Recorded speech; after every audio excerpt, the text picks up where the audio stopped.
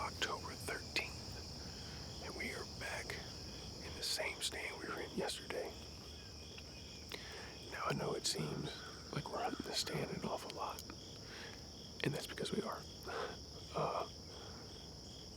Right now the stand is hot. We've seen deer every sit for the last 4 or 5 sits here. Yesterday was no different. I think we saw 5 deer yesterday. We had a doe and 2 yearlings come in. And then earlier that morning we had a doe come through that I was planning on shooting. But she got through here too quick. And found out a couple minutes later why. She had a buck that we're after called Slingshot on her trail pushing her. He came out at, I had him stopped at 30 yards, 33 yards, something like that. But couldn't take the shot because where he stopped was behind some branches and leaves that were covering up the vitals. We had deer in here, like I said, in and out pretty much all day. Nothing spooked. We haven't spooked anything on the way in or out. And the trail camera pictures are showing no decline in deer activity. In fact, we've seen an incline in activity. The buck we call Rey Mysterio, our big buck that we got running through here, we have on camera on the 10th at 11 o'clock a.m. He comes by the camera that's on the scrape at 11, and at 11:49 he comes back with a doe. So now we're seeing all of our big target bucks on their feet in daylight. So we're gonna stay in this spot as long as we can.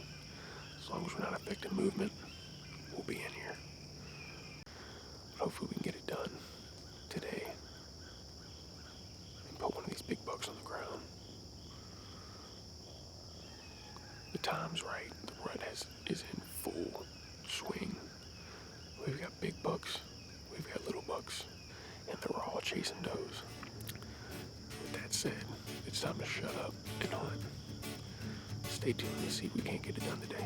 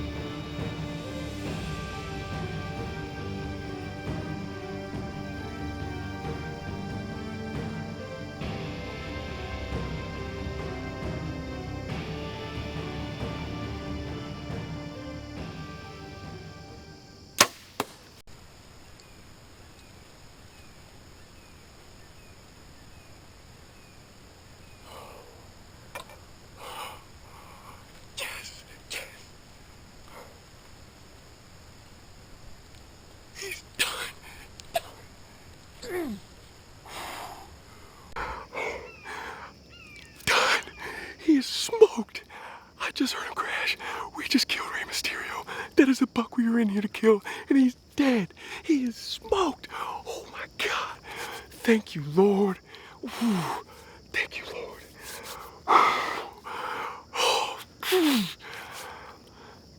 We got pictures of that buck on the 10th dog and does. We had 2 fawns out here milling around the cornfield, and I heard a grunt, but I wasn't too sure. So I was loading some pictures up on Instagram for everybody and updating our morning status. And I heard another grunt, and I looked up, and I just saw a rack and knew it was him. He's down. He went the exact same spot my doe crashed. We're gonna hang out for a minute, send some text message. He was quartering to, just a little bit, but he was out on a scent bomb that I hung up this morning.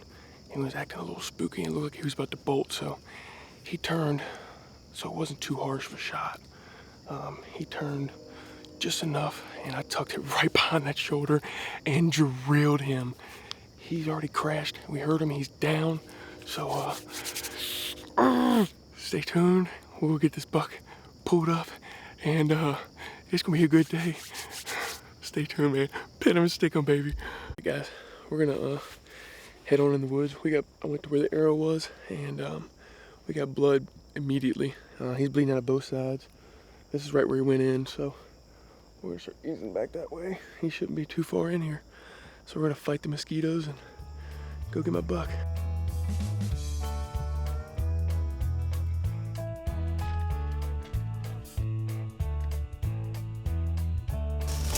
Oh my God, it's like a murder scene.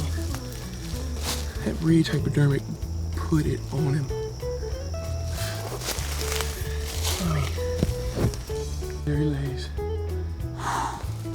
Oh my God. Come here, you beautiful, beautiful deer.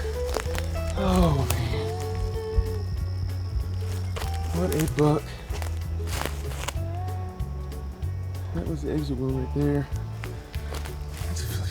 Oh my God. And that was the entrance wound. Like I said, he was quartering too, so it ate up everything. I'm gonna get him drug out of here because I'm getting destroyed by mosquitoes. All right guys, well here he is. We got him out of the woods and found him in pretty short order. He only went maybe 40 yards total and just had blood sprayed everywhere. I mean, all over palmetto bushes. I mean, it was like a murder scene back there. So, high rage hypodermic is what we used today, and it absolutely did a number. I mean, that entry hole is every bit of 2 inches wide, and the exits ain't much smaller. So, he was a 1/4-2 shot, and I know I might catch some flack for taking that shot, but it's a shot I practice all throughout the summer. It's one I take because I know there's a high likelihood of, it happening. So I practiced for it, and I put it right where I was aiming. It went right over top his elbow, came up behind the last rib, and when I say he was done within just a few seconds after the shot. So all in all, man, couldn't be more stoked about this buck. We just got our first daytime pictures of him back on October 10th at about 11 a.m. trailing some does.